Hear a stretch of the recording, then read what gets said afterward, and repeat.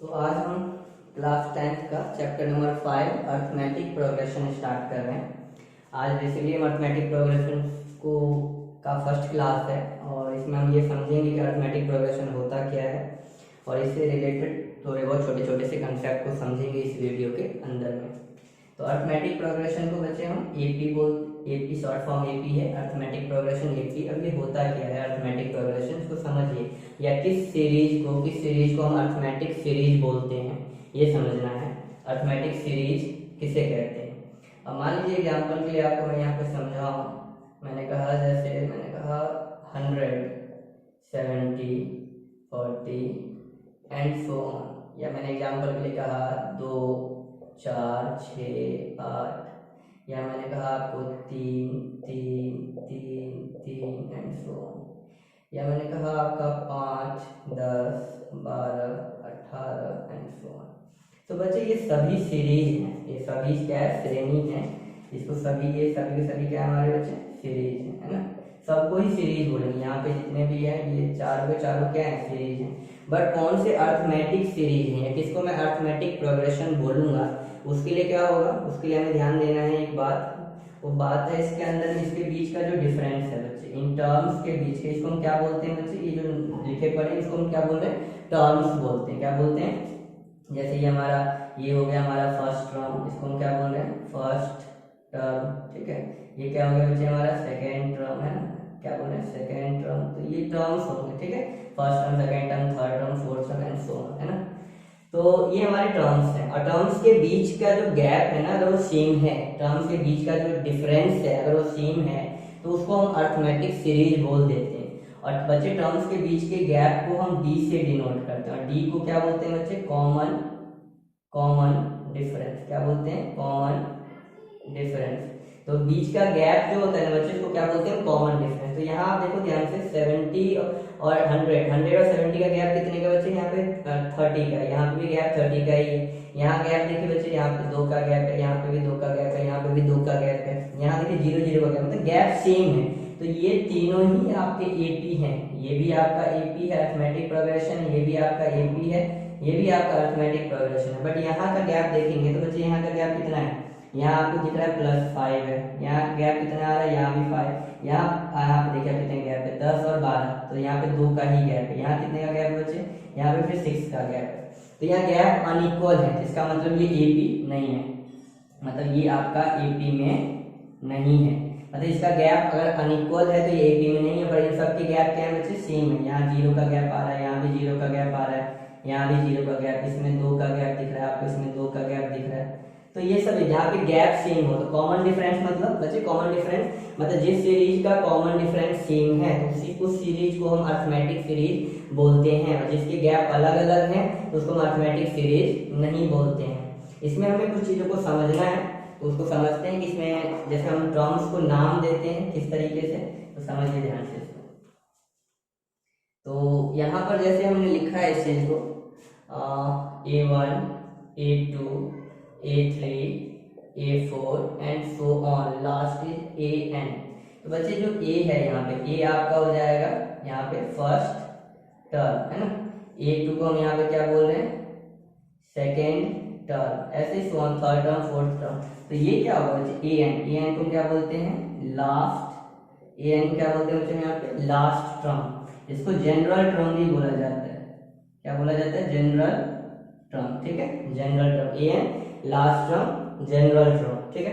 यहाँ पे जो वर्ड मैंने यूज करा था डी, जिसको हम कॉमन डिफरेंस बोलते हैं, क्या बोलते हैं, कॉमन डिफरेंस, कॉमन डिफरेंस। और डी कैलकुलेट कैसे होता है बच्चे, डी की जो कैलकुलेशन होती है, डी जो कैलकुलेट किया जाता है, डी कैलकुलेट होता है प्रीवियस टर्म, मतलब next term minus previous term, A2 minus A1, या हो सकता है A3 माइनस A2, या हो सकता है A4 minus A3 and so on means की सिंपल हम क्या समझ रहे हैं यहाँ पे, next term minus previous term, next term minus previous term, मतलब कि अगले टर्म में से पिछले टर्म को आपको क्या कर देना है, माइनस, तो आपको क्या मिल जाएगा, डी मिल जाएगा, कॉमन डिफरेंस मिल जाएगा। नेक्स्ट टर्म में से आपने क्या करना है, पिछले टर्म को आपको माइनस करना है, तो आपका यहाँ पे क्या मिल जाएगा, प्रीवियस टर्म आपका यहाँ पर मिल जाना है। तो आप यहाँ पे टर्म्स की पहचान होगी, A1 A2 A3 A4 and so on an तक। First term, second term, last term, common difference किसको कहते हैं, कैसे कैलकुलेट होता है कॉमन डिफरेंस, तो ये बेसिक। अब यहाँ पे अगर हम एक नॉर्मल सा प्रैक्टिकल क्वेश्चन लेके समझने की कोशिश करें कि इसमें अगर कोई चीजें फाइंड करनी होती तो किस तरह से फाइंड करते हैं, तो उसको भी देख लेते हैं।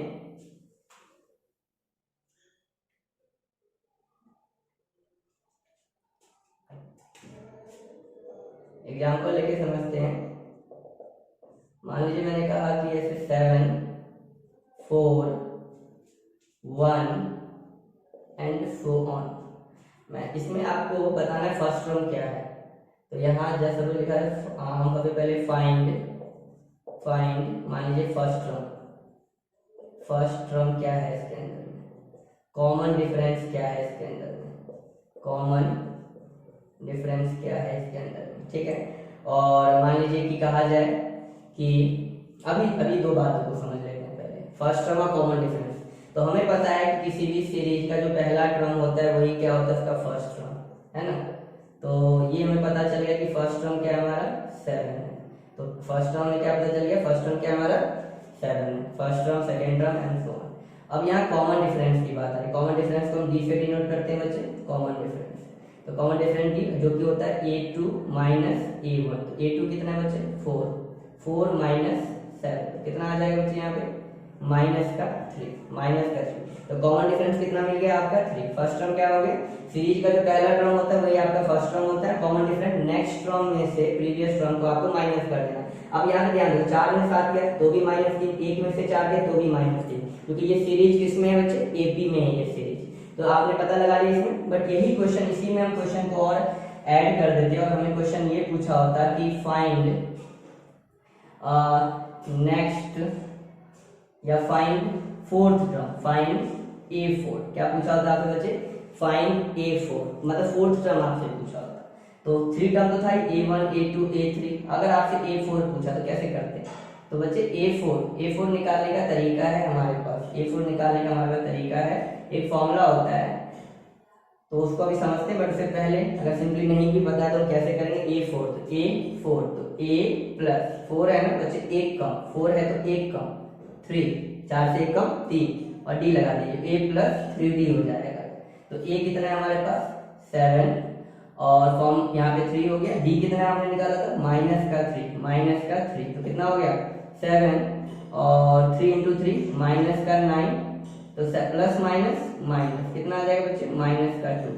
तो ये वाली जो चीज मैंने बताई ना ये सिर्फ फॉर्मूले से बना हुआ है, मैं आपको समझाता हूँ।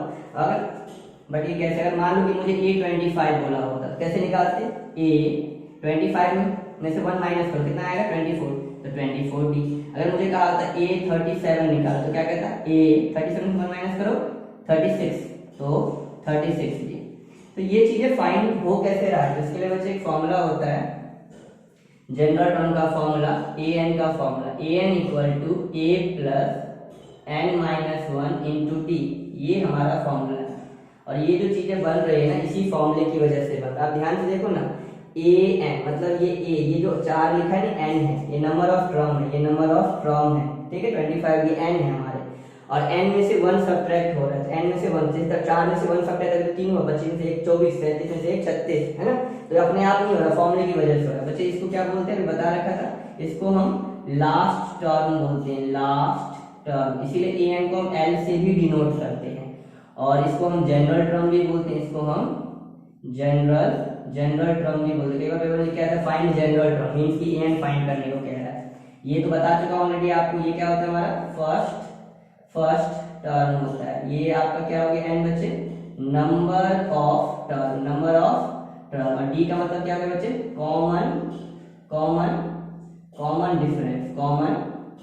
कॉमन डिफरेंस, ठीक है। तो ये फॉर्मूले में सारे टर्म्स ऑलरेडी आपको पता है कैसे कैसे फाइंड आउट करना है। तो ये फॉर्मूले से ही हमने अभी ये चीजें कैलकुलेट करा हुआ है आपका, ठीक है। तो ये सारी चीजें हमने फॉर्मूले से ही कैलकुलेट करी है।